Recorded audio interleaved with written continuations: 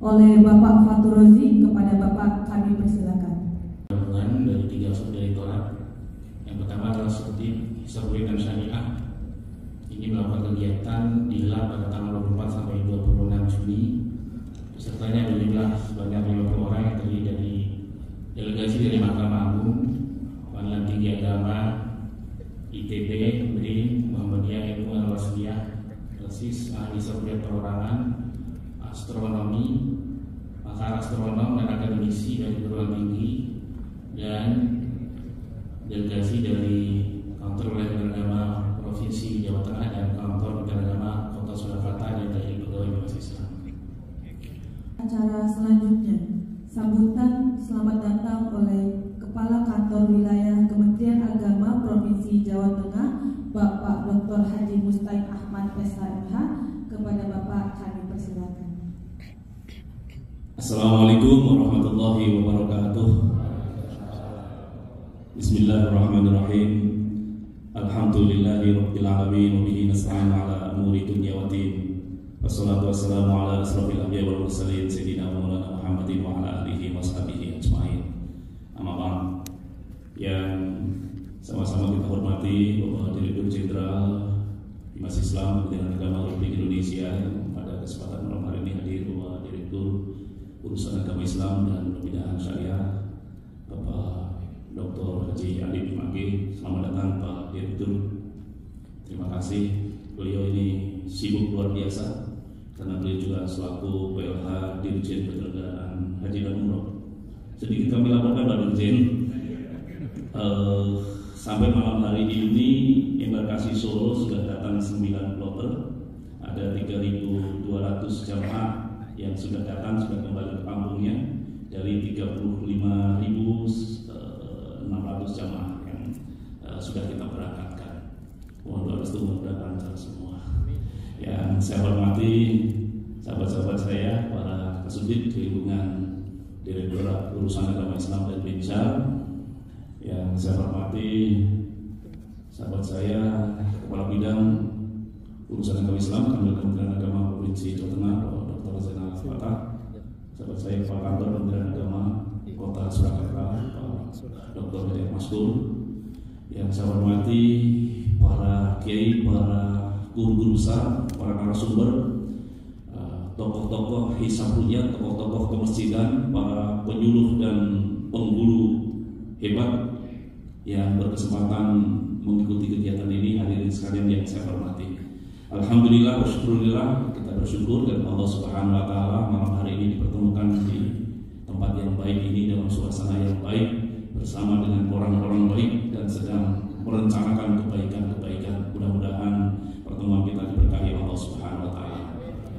Salawat serta salam kita sanjungkan kepada junjungan kita, teladan kita Kanjeng Nabi Muhammad SAW. Mudah-mudahan kita semuanya nanti dibahagiakan, dimuliakan dengan syafaat dari baginda Rasulullah SAW. Direktur yang kami hormati, Bapak Ibu sekalian yang saya hormati, tugas saya adalah menyampaikan ucapan selamat datang. Dan kami bersyukur Pak Direktur, terima kasih Jawa Tengah khususnya Kabupaten Sukoharjo ditunjuk sebagai tuan rumah penyelenggaraan kegiatan ini. Jadi ini Kabupaten Sukoharjo tapi serasa Surakarta. Karena nama tempat ini adalah Solo Baru.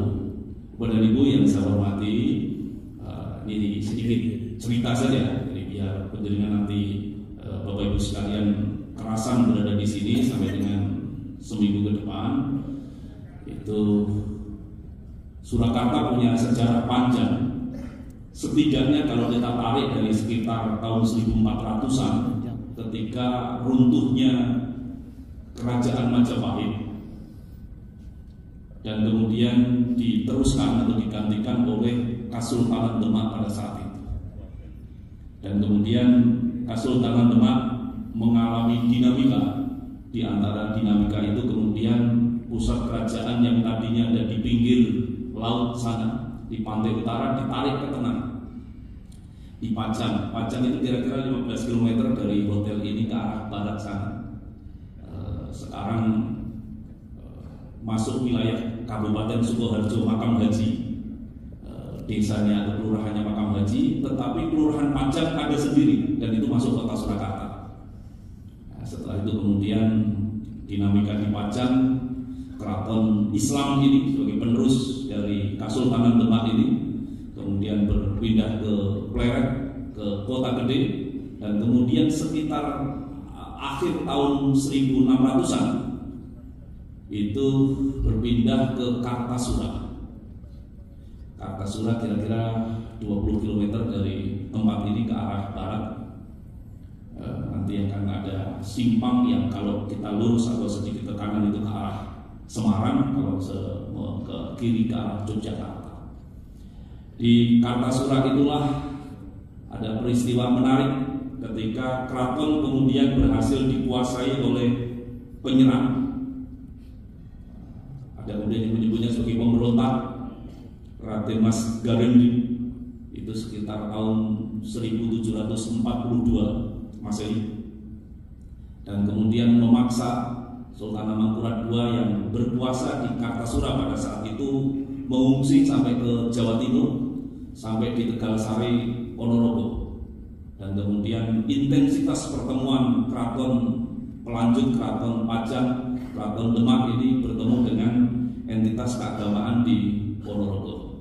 Kekuatan itulah kemudian yang terbangun dan akhirnya tidak lama keraton Kartasura yang dikuasai oleh Raden Mas Garendi dan pasukan Kuning, beliau juga dikenal sebagai Sunan Kuning, pasukan Tionghoa dari Batavia, Betawi, itu bisa dikalahkan. Tetapi kondisinya mungkin kalau zaman modern itu sudah seperti Bandung pada saat itu, jadi lautan api.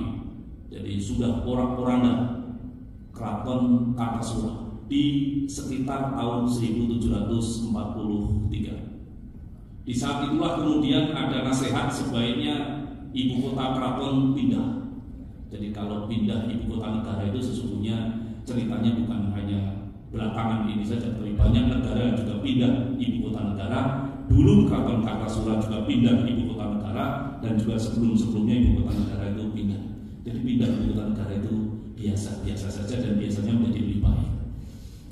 Bapak dan Ibu yang kami hormati, lalu dipilihlah daerah di kira-kira 5 km atau 7 km dari hotel ini ke arah utara sana. Itu kampung yang dikenal sebagai Kampung Solo, yang dalam logat pembicaraan kemudian kepleset menjadi Solo. Jadi ini yang pas dalam sejarah itu Solo. Seperti kita menyebut di Padang ada Solok, tapi tidak pakai K. Seperti tokoh, bukan toko. Solo, tapi ya karena orang Jepang lebih akrab dengan kata O, sehingga lagu Bengawannya juga Bengawan Solo, bukan Bengawan Solo. Itu maka Solo anggaplah sama, satu daerah yang dipimpin oleh Ki Gede Solo, yang kemudian dipilih sebagai tempat baru dibangunnya ibu kota Keraton Kartasura.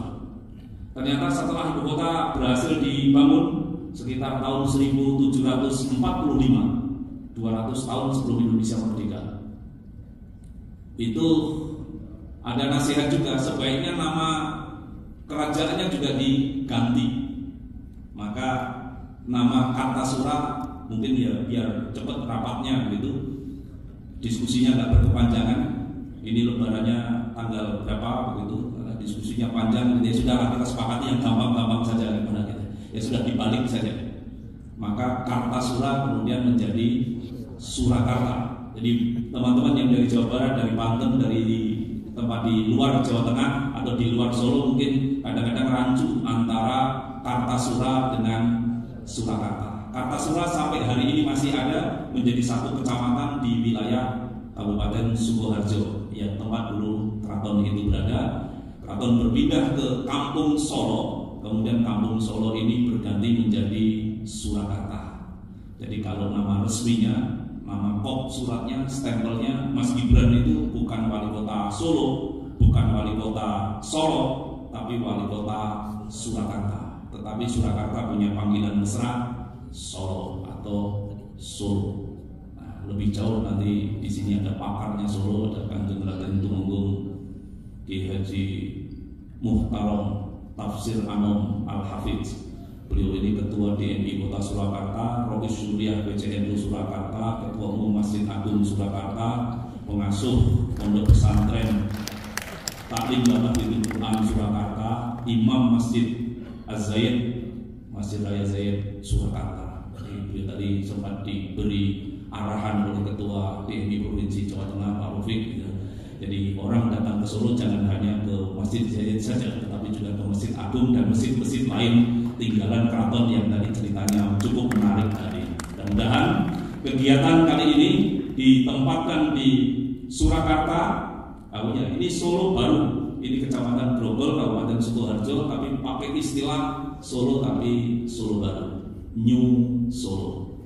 Ya, sama dengan New York, sama dengan New Zealand, sama dengan New Delhi, dan yang New Zealand ini New Solo, tetapi ini bukan Solo, bukan Solo, bukan Surakarta. Jadi kalau untuk SBC saya kira luas saja di Pak Mal, mungkin SBC nanti yang mau Surakarta atau nanti luas saja, nanti yang tanda tangan kami Jawa Tengah. Selamat datang di Jawa Tengah, selamat datang di Solo, di Surakarta, di Sukoharjo. Mudah-mudahan kegiatan ini membuat kemanfaatan yang sebesar-besarnya untuk umat, untuk bangsa dan negara. Pemilihan tempat di Jawa Tengah saya kira tepat Pak Direktur, karena di Jawa Tengah ini kita punya, itu tadi kalau cerita tentang kemesjidan tadi sudah terdata ada 107 masjid se-Solo Raya ini yang terkonek dengan Keraton Surakarta. Jadi kalau nanti kita mau menyusun peta jalan kemesjidan, itu saya kira Solo bisa memulai, Solo atau Jawa Tengah bisa memulai. Surakarta Jawa Tengah punya Uin Wali Songo, yang Uin Wali Songo itu Pak Selamat Hambali, Pak, itu kita punya observatorium. Saya kira ini Pak Thomas Zainuddin, konon ini observatorium terbagus yang dimiliki Indonesia, atau bahkan mungkin se-ASEAN, ini paling bagus yang kita punya. Di Sukoharjo juga ada pesantren yang mengembangkan pengamatan hilal dan perhitungan. Ada tokoh kita Pak A.R. Sugeng Riyadi, apakah dia juga jadi peserta di sini? Oh, ternyata dia ada di sana. Ini bagus. Kemudian ada madrasah aliyah yang juga mengembangkan tentang hisabiyah. Di Madrasah Aliyah Negeri 1 Surakarta sudah bikin tower, bikin tempat pengamatan, itu berbasis madrasah. Kemudian di Kabupaten Karanganyar ini ada pengamatan hilal di Gunung Lawu, di bersebelahan dengan Candi Suko. Ini dibangun oleh pemerintah Kabupaten Karanganyar. Jadi potensinya di Jawa Tengah cukup besar. Jadi pemilihan Jawa Tengah untuk kegiatan ini saya kira sudah tepat. Mudah-mudahan ini memudahkan jalan kita untuk terus meningkatkan kebaikan-kebaikan yang tadi saya matur di depan. Sekali terima kasih, dan Bapak Ibu sekalian, manakala ada hal-hal terkait dengan kegiatan ini maupun aktivitas Bapak Ibu di Solo, di Jawa Tengah, ada hal-hal yang diperlukan, kami dengan senang hati akan menerima komunikasi dengan Bapak Ibu sekalian. Manakala kami bisa berikan support, bantuan ataupun fasilitasi apapun, insya Allah teman-teman se-Jawa Tengah akan memfasilitasi Bapak Ibu sekalian dengan sebaik-baiknya. Hanya saja pesan satu dari Pak Gubernur, Pak PJ Gubernur, ingat Pak Kamil, semua tamu di Jawa Tengah itu ada SOP-nya. Jadi uang saku dilarang dibawa pulang, harus dibelanjakan di tempat kegiatan. Ini saya ingin menyampaikan pesannya Pak Gubernur saja. Ini pesannya kepada saya teruskan kepada Bapak Ibu sekalian. Terima kasih atas sikap dan bentuk kata kurang berkenan. Mohon maaf yang sebesar-besarnya. Allahumma muwaffiq ila aqwamit. Wassalamualaikum warahmatullahi wabarakatuh. Acara selanjutnya, mari kita simak dengan seksama sambutan dan arahan sekaligus membuka acara secara resmi yang akan disampaikan oleh Direktur Urusan Agama Islam dan Pembinaan Syariah Bapak Dr. Haji Adib MAG. Kepada Bapak kami persilakan. Alhamdulillah wassalatu wassalamu ala Rasulillah. Yang punya hajat ini ada 3 kasudit. Kasudit Bina Paham Dedi Selamat Riyadi, Kasudit Kemasjidan Pak Akmal Salim Ruhana, dan Kasudit Hisab Ru'yat dan Syariah Pak Ismail Fahmi. Jadi alhamdulillah 3 kegiatan bisa sekaligus dilaksanakan di Surakarta atau Solo Baru di sini ya, sebenarnya tepatnya Solo Baru. Alhamdulillah. Al-Mukarramun, para ulama, para kiai, para sesepuh dari 3 kegiatan di sini hadir 3 generasi. Saya lihat generasi As-Sabiqun al-Awwalun ini, para ahli hisab ru'yat, tim hisab ru'yat Kementerian Agama persisnya. Alhamdulillah, tepuk tangan untuk para kiai kita dan tentunya yang hadir, yang terus-menerus membersamai kita dalam kegiatan hisab ru'yat di Kementerian Agama. Dan hari ini menjadi sangat penting karena kita akan melakukan sinkronisasi ya, hisab kalender Hijriah. Jadi yang akan menentukan kalender Hijriah 2025 ya, 1446 Hijriah itu dari sini ya.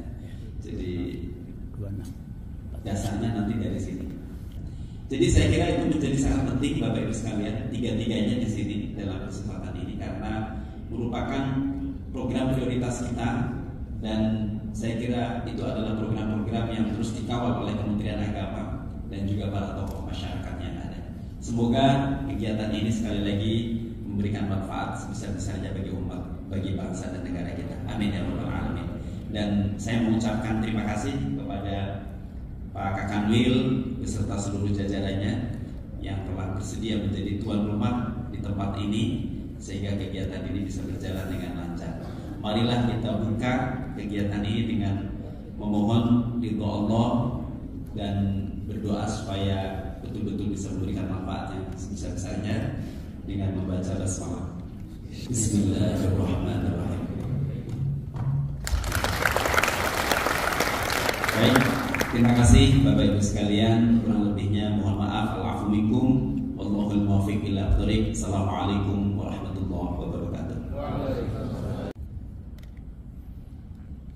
Terima kasih Bapak Ibu yang dirahmati Allah. Untuk menambah keberkahan acara kita pada malam hari ini, marilah kita berdoa bersama-sama. Doa akan dipimpin oleh Bapak Dr. Solihun MSD Al-Hafidh. Kepada Bapak kami persilahkan. Bismillahirrahmanirrahim. Alhamdulillahirabbil alamin. Hamdan syakirin, hamdan yuwafi ni'amahu wa yukafi'u mazidah. Ya Rabbana lakal hamdu kama yanbaghi li jalali wajhikal karim wa 'azimi sultanik. Rabbana atina fid dunya hasanah wa fil akhirati hasanah wa qina 'adzabannar. Sallallahu ala sayyidina wa maulana Muhammad wa ala alihi wa sahbihi wa sallam. Walhamdulillahi rabbil alamin. Terima kasih.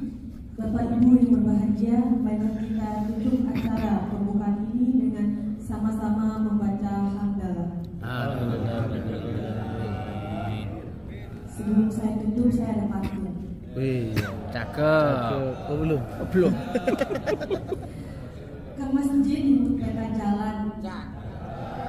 Jangan lupa cek kalender hijriah. Walaupun kita berjauhan, yang penting kita tetap menikah. Ini bahaya ini. Saya selaku Master of Ceremony mengucapkan terima kasih atas perhatian dan mohon maaf apabila terdapat hal Biar nggak ada konflik. yang kurang berkenan. Kesekian Solusinya nikah. Cukup sekian dan terima kasih. Saya izin pamit undur diri. Akhirul kalam. Wassalamualaikum warahmatullahi wabarakatuh.